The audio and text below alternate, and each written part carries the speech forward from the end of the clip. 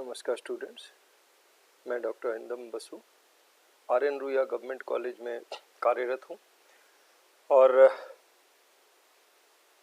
आज हम पहले मन के जो सर्कुलेटरी सिस्टम है उसकी बात करेंगे।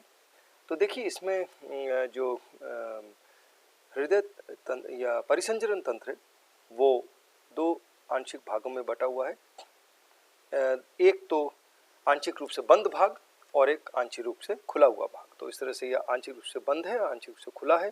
इसमें जो शिराएं हैं वो और कैपिलरीज केशिकाएं नहीं पाई जाती, एब्सेंट होती है।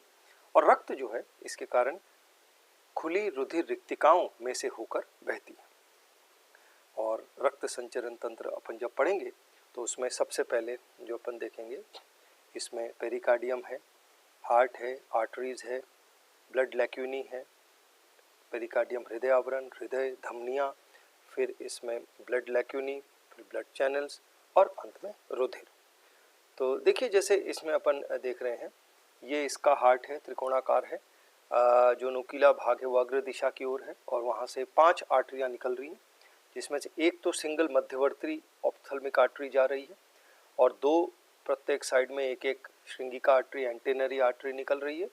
और एक जो है वो इसकी जो यकृत अग्नाशय में जाने वाली एक जोड़ी आर्टरी है, हेपाटोपैनक्रेटिक। और पश्चिम दिशा की अगर बात करें, चौड़ा त्रिकोणाकार एक मध्य पश्च आर्टरी निकल रही है और वो फिर आगे चल के 2 मुख्य शाखाओं में बढ़ जाती है। एक शाखा अधर तल की तरफ चली जाती है और मध्य अधर तल पर जाकर मध्य अधर तल पर वक्षीय और उदरीय भाग को सप्लाई करती है और इस अधर शाखा को स्टर्नल आर्टरी कहते हैं। इसी तरह जो मध्य पृष्ठ आर्टरी है, सुप्रा इंटेस्टाइनल आर्टरी, सुप्रा माने ऊपर, इंटेस्टाइन के ऊपर अर्थात जो आंत्र क्षेत्र है उसके मध्य पृष्ठ तल पर चलकर वहाँ पे नर्व सप्लाई करती है।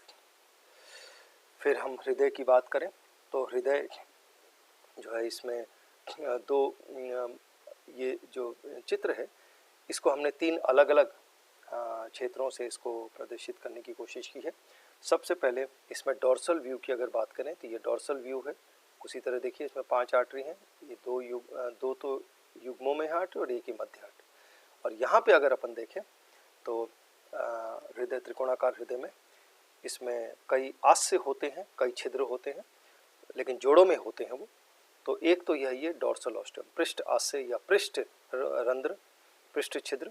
फिर एक इस पे दिख रही है हमें पोस्टीरियर ऑस्टियम या पश्च छिद्र और एक अग्र पार्श्व एंटेरोलैटरल छिद्र। तो पृष्ठ सतह पर यही दिखेगी, ये है मध्य पोस्टीरियर आर्टरी। अब इसके बाद अपन यहाँ पे आए तो यहाँ ये वेंट्रल साइड है, अधर तल है, नीचे की ओर से हृदय को दिखाया गया है। तो जाहिर है इसमें वेंट्रल ऑस्टियम दिखेगा और पश्च लैटरल जो है पश्च पार्श्व धमनी दिखे, पश्च पार्श्व छिद्र दिखेगा। तो ये 2 ही दिखेंगे और ये है ये जो मध्य पश्च आर्टरी थी उसका ये द्वार है, यहाँ से निकलता है, तो पश्चिम भाग से निकलता है और ये है हृदय का साइड का पार्ट। तो साइड में अगर आप देखिए पश्चिम भाग से मीडियन पोस्टीरियर आर्टरी, अग्र भाग से मीडियन ऑप्थेल्मिक आर्टरी और अब साइड में देखिए ये पोस्टेरोलैटरल पश्च पार्श्व जो है वो आस्य है, छिद्र है, ये अधर छिद्र है और ये अग्र पार्श्व छिद्र है। पृष्ठ तो ऊपर चला गया तो वो दिख नहीं पाएगा। तो एंटेरोलैटरल तो यहाँ भी था, यहाँ भी था। तो ये हृदय का जो पूरा हुआ है। अब पेरिकार्डियम की अगर बात करें तो पेरिकार्डियम का दूसरा नाम डॉर्सल साइनस भी है। यह एक रिक्तिका की तरह होती है और हृदय को चारों तरफ से आस्तरित करती है, यानी हृदय इसके मध्य में पाया जाता है, इसलिए हृदय आवरण हम इसको कहते हैं। और यह एक काफ़ी विस्तृत एक रुधिर सीलोमयिक या हीमोसीलोमयिक कंपार्टमेंट होता है और हेपाटोपैनक्रियाज और जननांग, यकृत अग्नाशय जननांग के ऊपर पाया जाता है। उसके बाद जो इसका जो तल है यानी फ्लोर जो है वह थिन क्षैतिज पट्टिका के रूप में, थिन हॉरिजॉन्टल सेप्टम के रूप में पाई जाती है, क्षैतिज पट्टिका के रूप में, जो अग्र और पश्चिम दिशा में देह की भित्ति के साथ संलग्न रहती है और साइड में यानी पार्श्व सतहों पर यह वक्षीय देह भित्ति के साथ संलग्न रहती है। तो जिससे ये जो पेरिकार्डियम है अपने स्थान पर बना रहता है। और इसके बीच में, पेरिकार्डियम के बीच में एक ये हृदय आता है जो एक अत्यंत पेशीय त्रिकोणाकार अंग होता है जिसका जो नुकीला जो क्षेत्र है वो अग्र दिशा की ओर निरूपित होती है और चौड़ा क्षेत्र पश्चिम दिशा की ओर निरूपित होती है। और इसके बाद इसमें भी कुछ 3 जो है वो पट्टिकाएं पाई जाती हैं तंतुीय उत्तिका की, फाइब्रस टिश्यू की। इसमें से एक होती है लंबवत कार्डियोपाइलोरिक स्ट्रैंड, कार्डियोपाइलोरिक पट्टिका होती है जो हृदय के जो अग्र क्षेत्र है, एपेक्स जो है, वहां से लेकर ये पाइलोरिक आमाशय तक को जोड़ती है। और उसके बाद इसमें 2 जो हैं वो पार्श्व तंतुीय पट्टिकाएं होती हैं जो हृदय के पार्श्व पश्च सतह से, पोस्टेरोलैटरल सतह से निकलकर जो है वो हृदय को देह भित्ति से जोड़ती है। तो ये तीनों जो है, 2 तो ये और ये संख्या में एक ये तीनों मिलकर हृदय को हृदय आवरण में एक उपयुक्त जगह पर बनाए रखती है। अब हृदय की बात करें तो हृदय स्पंज की भांति होती है, अर्थात उसमें कई अंतर्जालक छिद्र पाए जाते हैं और ये जो अंतर्जालक हैं ये असंख्य जो है मांसपेशियों के तंतुओं के द्वारा बनाई जाती है और इनके बीच में जो जालक में जो छिद्र होते हैं उनमें से रक्त होकर बहती है। अब हृदय में अगर अपन बात करें तो जो रक्त है, रुधिर जो है वो पेरिकार्डियम में से हृदय में आता है, क्योंकि हृदय में मैंने आपको बताया कि कई छिद्र होते हैं। और छिद्र की अगर बात करें तो उसमें पहला जो छिद्रों का जोड़ा है या युग्म है वो डोर्सल होता है, पृष्ठ वो, और दूसरा वेंट्रल, तीसरा पश्च यानी पोस्टीरियर, चौथा एंटेरोलैटरल यानी अग्र पार्श्व और पांचवा जो है पोस्टरोलैटरल या पश्च पार्श्व। तो ये 5 जोड़ी हैं, तो वो मैंने आपको बता ही दिया था इसमें। अब आगे की बात करें, हृदय में जो रुधिर रिक्तिकाएं हैं, साइनसेस हैं, ये परिसंचरण तंत्र के खुले भाग को जो है वो बताती है। अब अगर अपन इसमें देखें तो हृदय और धमनियां जो हैं वो परिसंचरण तंत्र के जो बंद भाग है, बंद अंश है, उसको बताती है, जबकि जो साइनसेस और जो चैनल्स हैं, रिक्तिकाएं हैं, वो संचरण तंत्र के खुले भाग को बताती हैं, दर्शाती हैं या उसका निर्माण करती है। इसमें जो मुख्य धमनियां हैं वो विभिन्न अंगों में जाकर अनेक बार शाखित होती हैं, शाखाएं उत्पन्न करती हैं। और जैसे मैंने आपको बताया शिराएं और केशिकाएं नहीं पाई जाती, तो छोटी छोटी जो धमनियों की शाखाएं हैं वो अंततः रुधिर रिक्तिकाओं में खुलती है जो हीमोसिल आशय में पाई जाती है। अब जितनी भी शरीर में रक्त के साइनस है वो मिलकर हेपाटोपैनक्रियास के नीचे दोनों साइड में अधर पार्श्व भाग में वेंट्रल साइनस में, एक इस तरफ दाएं भाग में, एक राइट एक लेफ्ट साइड में पाई जाती है। दोनों जो वेंट्रल बड़ी जो रिक्तिकाएं हैं ये आपस में अनेक जगहों पर एक दूसरे से संलग्न रहती है। अब ब्लड चैनल्स की यदि बात करें तो नलिका रूपी रिक्तिकाएं होती हैं, दीवार कुछ अविकसित होती है और शिरोवक्ष भाग के प्रत्येक साइड में जो है वो इनका एक विकसित तंत्र होता है। तो अगर हम उसकी बात करें, देखिए, तो सबसे पहले इनका आपको रोल भी साथ में समझ में आ जाएगा। तो सबसे पहले हृदय, सबसे पहले जो शरीर की भाग हैं, उत्तक हैं, अंग हैं, बॉडी टिश्यूज़ हैं, वहाँ से जो वीनस ब्लड है यानी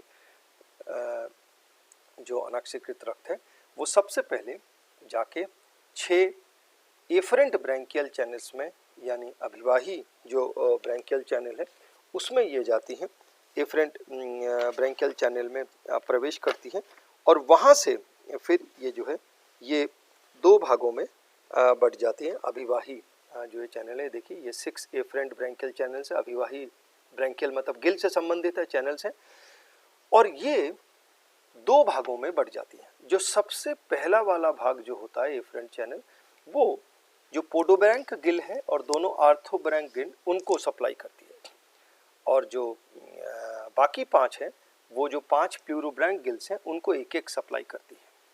और वहाँ से जब गिल्स में से इस तरह का अनॉक्सीकृत रक्त बहती है तो ऑक्सीजन ग्रहण कर लिया जाता है और कार्बन डाइऑक्साइड बाहरी जल को दे दिया जाता है। उसके बाद रक्त जो है वो ऑक्सीजनेटेड हो जाती है, फिर वो अपवाही ब्रैंकियल चैनल्स जो 6 की संख्या में होती है उनमें प्रवेश करती हैं।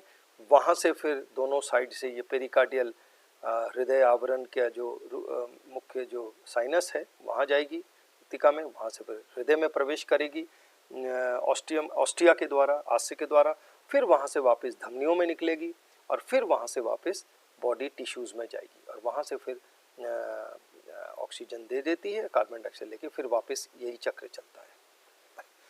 और अगर अपन ब्लड की बात करें तो यह जो है ये जो ब्लड है ये रंग विहीन पतले जल की भांति तरल द्रव है। इसमें अमीबीय जो है भक्षाणु श्वेत रक्त कणिकाएं ल्यूकोसाइट्स पाई जाती हैं। आरबीसी लाल रक्त कणिकाएं एब्सेंट होती हैं। इसमें श्वसन वर्णक जो है वो हीमोसायनिन होता है जो रक्त के प्लाज्मा जो भाग है उसमें घुला हुआ रहता है और हीमोसायनिन में कॉपर पाया जाता है और ऑक्सीजन के संपर्क में आने पर या ऑक्सीजन से जुड़ने पर यह नीले रंग का हो जाता है।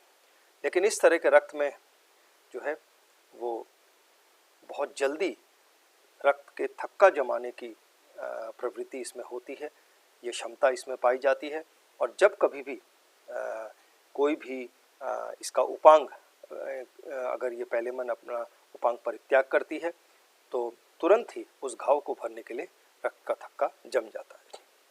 अब अपन पैलेमन की मुख्य धमनियों की बात करें तो हृदय में से जो है वो ये जो धमनियां हैं मुख्य धमनियां वो निकलती हैं।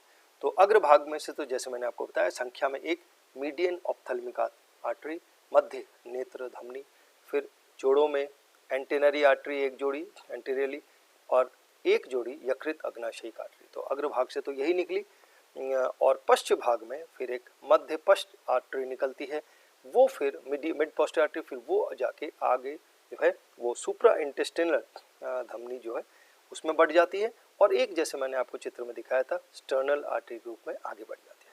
अब सबसे पहले हम मीडियन ऑप्थेल्मिक की बात करें तो मीडियन ऑप्थेल्मिक को हम शीर्ष धमनी भी कहते हैं, हृदय के अग्रस्थ मध्य भाग से उत्पन्न होती है और ये अग्र भाग में जाकर जो इसके वृक्कक है, रेनल कोश है, रेनल सैक है,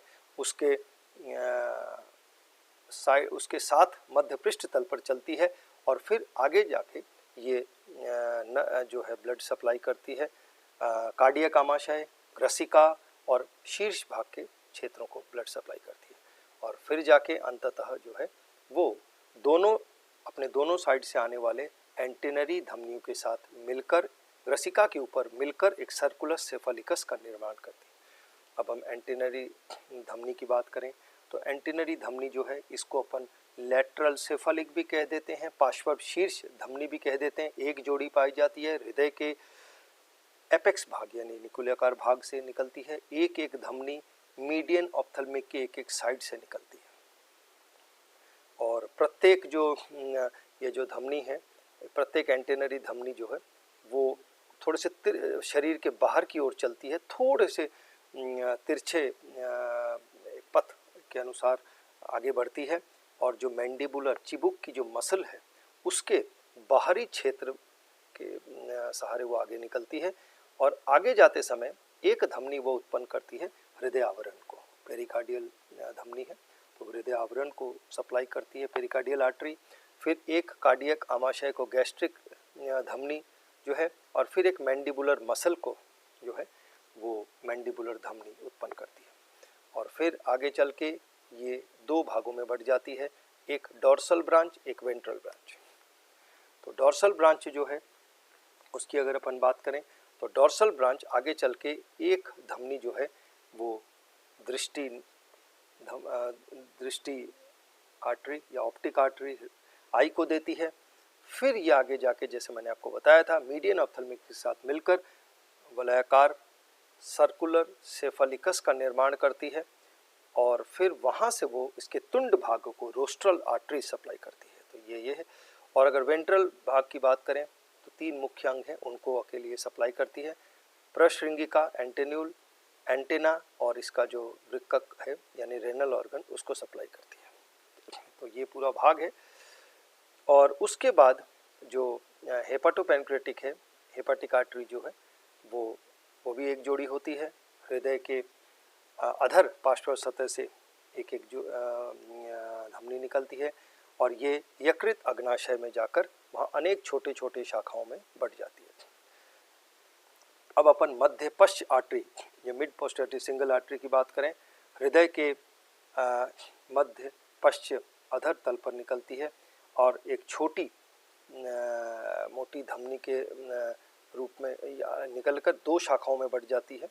और दो शाखाएं जो हैं इसकी वो हैं, एक तो जैसे मैंने बताया था आपको सुप्रा इंटेस्टिनल, यानी इसको हम पृष्ठीय उदरीय धमनी भी कह देते हैं, मध्य पृष्ठ तल पर आंत्र के ऊपर से निकलती हुई पश्च आंत्र के तक पहुंच जाती है और वहां से फिर ये मध्य आंत्र को सप्लाई करती है और आसपास के जो पृष्ठीय उदरीय मांसपेशियां उनको सप्लाई करती है, ये वाली बात। और बड़ी वाली जो आर्टरी है जो अधर तल पर चली जाती है वो अग्नाशय को, यकृत अग्नाशय को भेद कर साथ में जो वेंट्रल थोरासिक गैंग्लियोनिक मास है, अधर वक्षीय गुच्छिकापुंज, उसको भी भेद लेती है, दोनों को भेदती है और फिर दो भागों में बढ़ जाती है। एक अग्र सतह पर चली जाती है, अग्र अधर सतह पर वेंट्रल थोरासिक आर्टरी वक्षीय भाग को, और वो सप्लाई करती है, जैसे देखिए इसमें स्टर्नम भाग को, पहली दूसरी और तीसरी चलने वाले टांगों को, मुखांग, मैग्जिला, जंबिका, लघु जंबिका, मैग्जिलुला, प्रग्रसिका और जनद इत्यादि जो वहाँ के भाग हैं उनको सप्लाई करती है। और जो अधर पश्च यानी उदरीय जो है भाग वो वेंट्रल एब्डोमेन के अधर भाग को सप्लाई करेगी, चौथी और पांचवी चलने वाली टांगे और प्लवपाद, प्लियोपॉड, यूरोपॉड, पश्चपाद और पश्च आंत्र एवं आसपास के जो क्षेत्र हैं उनको सप्लाई करेगी। तो ये जो था ये पूरा का पूरा मैंने आपको थोड़ा सा इसको रेखा चित्र में समझा दिया है। तो अब अगर अपन थोड़ी सी इसको दोबारा देखें तो मेरे ख्याल से आपको देखिए, मैं आपको समझा रहा था, ये तो है आपकी जो पूरी जो शरीर की जो परिसंचरण तंत्र की लेआउट है, उसमें ये रिस्टर्नल आर्टरी जो अभी अपन बात कर रहे थे, ये है सुप्राइंटेस्टिनल आर्टरी, और ये देखिए ये है सर्कुलर सेफालिकस। देखिए ध्यान से, ये है सर्कुलर सेफालिकस जो ग्रसिका के ऊपर जाके मिल जाती है।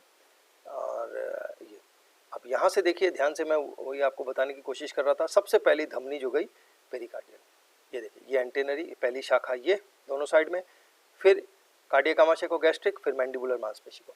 उसके बाद देखिए ये दो शाखाओं में बढ़ गई। एक ये जो शाखा है ये तो पृष्ठीय शाखा है और ये है अधरीय शाखा। तो अधरीय शाखा जो है वो आप देखिए इसमें एंटेनल, रेनल, एंटिनुलर, इसको अकेली सप्लाई कर दी। और फिर ये पृष्ठीय शाखा जो है ये ऑप्टिक नर्व, नेत्र को, दृष्टि नर्व, और फिर ये सर्कुलर सेफालिकस देखिए मिल गई। ये देखिए ये वलयाकारी संरचना बनी और ये केवल टुंड भाग को सप्लाई करती है। ये यकृत अग्नाशयी का, तो ये भी मैंने आपको बता दिया, ये हृदय है। तो इस तरह से जो परिसंचरण तंत्र है उसकी हम लोगों ने चर्चा की, और इसमें आंशिक रूप से खुला और आंशिक रूप से बंद होता है। तो यही हम आपको मैं बता रहा था।